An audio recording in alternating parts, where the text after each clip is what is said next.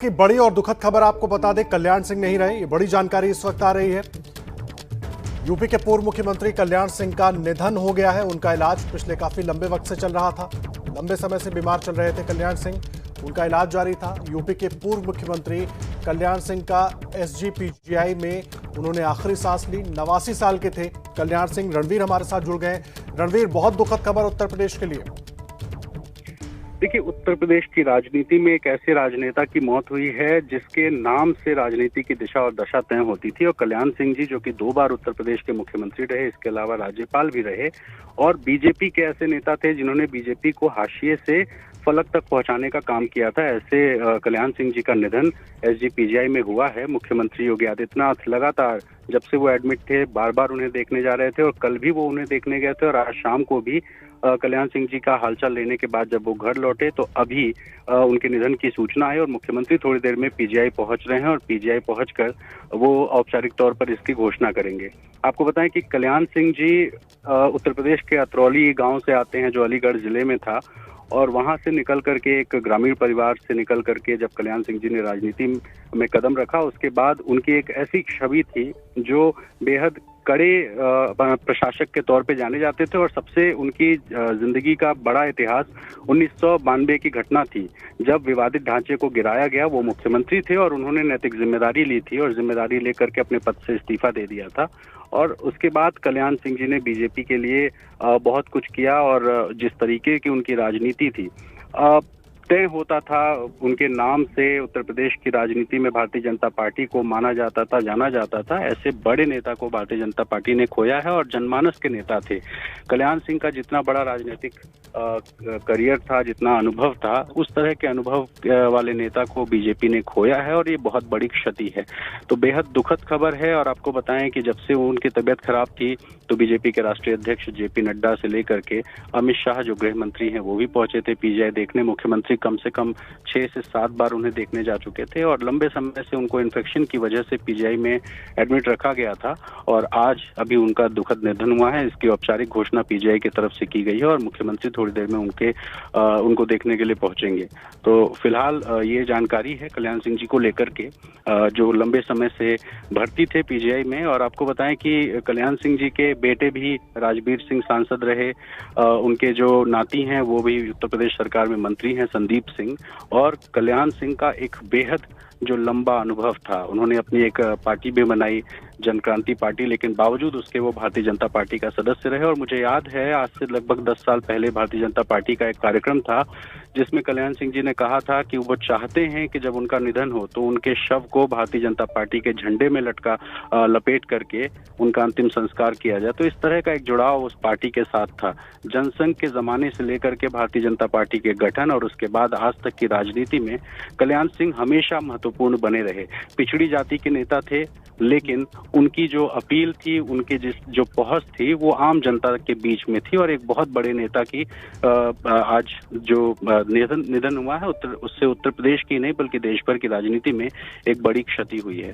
तो बड़े नेता का निधन हुआ है। मुख्यमंत्री पहुंचने वाले हैं पीजीआई और उनके पहुंचते ही औपचारिक घोषणा मुख्यमंत्री करेंगे। तो कल्याण सिंह जी 1932 में उनका जन्म हुआ था और आज उनका निधन हो गया है। इसकी सूचना जो है मुख्यमंत्री अभी सबको देंगे। तो आपको बताएं कि कल्याण सिंह जो 1992 को लेकर के अभी हाल फिलहाल में जब मेरी मुलाकात हुई थी, उनका एक इंटरव्यू करने में पहुंचा हुआ था, तब भी हमने पूछा कि कल्याण सिंह जी इस जो 1992 की घटना थी उस दिन को कैसे देखते हैं। तो उन्होंने कहा वो शौर्य का दिन था और उसकी नैतिक जिम्मेदारी मैंने तब भी ली थी और मैंने आज भी ली है। इस मामले में जब सीबीआई से पूछताछ हो रही थी तो सीबीआई के पूछताछ में भी उन्होंने इस बात को कहा था कि जो भी जिम्मेदारी है बाबरी विवादित ढांचे को गिराए जाने की, उन्होंने अपने सर पर ली थी। कल्याण सिंह जी ने कहा था कि किसी भी कारसेवक पर गोली नहीं चलानी चाहिए, यह आदेश दिया था। इसी वजह से वो मानते थे कि जो 6 दिसंबर 1992 की घटना थी, उस घटना में कभी भी उनके साथ जो भी बड़ी घटना हुई, लेकिन किसी की मौत नहीं हुई, किसी पर गोली नहीं चलाई गई। और इसकी नैतिक जिम्मेदारी कल्याण सिंह जी ने अपने सर पर ली थी और लंबे समय तक मुकदमा भी झेलते रहे। करीब 1.5 साल पहले जब बाबरी को, साल भर पहले, पिछले साल की बात है, जब बाबरी को लेकर के सीबीआई कोर्ट ने आदेश सुनाया था, उसमें बरी किया गया था। और बरी करने के बाद भी हम उनके पास पहुंचे थे और उनको हमने पूछा था, तब भी उन्होंने कहा था कि इस बात की नैतिक जिम्मेदारी वो लेते हैं कि जो भी 92 में हुआ था उन्होंने अपने सर पे किया था। तो 2 बार मुख्यमंत्री रहे, बेहद कड़े बड़े अनुशासन में रहने वाले एक ऐसे नेता जो पिछड़ी जाति के नेता होकर के भी आम जनता के बीच में जिनकी एक पहुंच थी, जिनकी पकड़ थी, ऐसे नेता को भारतीय जनता पार्टी ने इस वक्त खोया है। और उत्तर प्रदेश में कल्याण सिंह का बहुत बड़ा नाम था, बहुत ईमानदार, बहुत कड़े स्वभाव के, लेकिन जनता के बीच पहुंचने वाले ऐसे नेता की आज निधन हुआ है। जी आदर्श।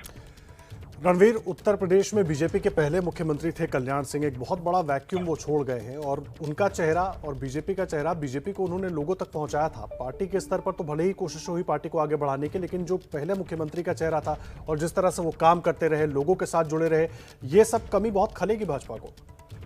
देखिए, अगर कल्याण सिंह जी के राजनीतिक इतिहास के बारे में आप देखेंगे तो 1967 में वो पहली बार विधायक बने थे और विधायक बनने के बाद जनसंघ को मजबूत करते हुए जब 1980 में भारतीय जनता पार्टी की स्थापना हुई, उस वक्त से बीजेपी को कैसे आगे बढ़ाया जाए, पिछड़ा चेहरा होने के बाद भी वो लोगों तक जिनकी जिस तरह की अपील थी उसने भाजपा को बहुत फायदा पहुंचाया और कल्याण सिंह ने कई सारे राजनीतिक एक्सपेरिमेंट्स भी किए। लेकिन जिस तरह से भारतीय जनता पार्टी को मजबूती पहुंचाई, पहली बार अपनी सरकार जब बनाई थी, सहयोगी दलों को साथ लेकर के बनाई थी, तो उनकी कट्टर छवि होने के बाद भी उनको सहयोगी दलों का समर्थन मिला था और इसलिए वो अपनी सरकार चलाने में सफल हुए। लेकिन 92 की घटना के बाद उन्होंने नैतिकता के आधार पर इस्तीफा दिया था और अपनी सरकार एक तरह से खो दी थी। तो ये कहा जाता है कि भारतीय राजनीति में इस तरह की घटनाएं जल्दी नहीं हो सकती हैं कि जब कोई अपनी सरकार पर खुद जिम्मेदारी ले और उसके बाद फिर कल्याण सिंह जब दोबारा मुख्यमंत्री बने तो उस टर्म को याद किया जाता है यूपी में आज भी कि जिस तरीके से नकल रोकने से लेकर के शिक्षा को बढ़ावा देने के लिए उन्होंने काम किया था, पिछड़ी जातियों को जिस तरीके से उन्होंने आगे बढ़ाने के लिए कई काम किए थे, ये सारे उनके ऐसे फैसले थे जो उनके कार्यकाल को आज भी लोग याद करते हैं। तो बड़ी क्षति है भारतीय जनता पार्टी की और यूपी की राजनीति के लिए भी। जी, आप रहे रणवीर हमारे साथ। राजकिशोर जी भी हमारे वरिष्ठ सहयोगी जुड़ गए हैं। राजकिशोर जी, बहुत बड़ी क्षति है उत्तर प्रदेश की राजनीति के लिए भी और खासतौर के बीजेपी की अगर बात करें, क्योंकि लगातार हमने देखा तमाम बड़े नेता जाते रहे। बिल्कुल जी, बिल्कुल। अगर आप देखें तो उत्तर प्रदेश में अगर बीजेपी सत्ता में आ पाई थी, निश्चित तौर पे उस समय अटल और आडवाणी, मुरली मनोहर कहा जाता था, भारत माता की 3 धरोहर, अटल आडवाणी मुरली मनोहर, इस तरीके के नारे जरूर चलते थे। लेकिन ये सत्य है कि भारतीय जनता पार्टी को ओबीसी विद सैफरन, मतलब अति पिछड़ा वर्ग से जो हिंदुत्व के पूरे चोले में सराबोर एक शख्सियत हो जिसके सहारे बीजेपी आगे बढ़ सकती है, ये जो सोशल इंजीनियरिंग गोविंदाचार्य ने शुरू की थी, इसकी परिणत थे कल्याण सिंह। और कल्याण सिंह एक ऐसा चेहरा थे जिनका पहला शासन, जो हमेशा नकल अध्यादेश की बात हो, चाहे कानून व्यवस्था को लेकर बात बनी हो, क्योंकि वो अस्थिरता के दौर में एक ऐसा मुख्यमंत्री आया था जिसको बहुमत भी मिला था और सहयोगी दलों के साथ में जाकर सरकार इस तरीके से उन्होंने बनाई थी। भले ही 92 के चलते उनको इस्तीफा देना पड़ा हो, लेकिन उनका वो कार्यकाल याद किया जाता है।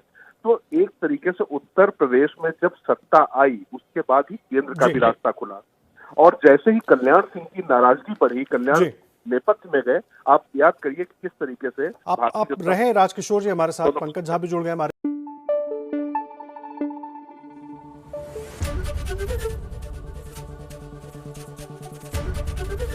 एबीपी न्यूज आपको रखे आगे।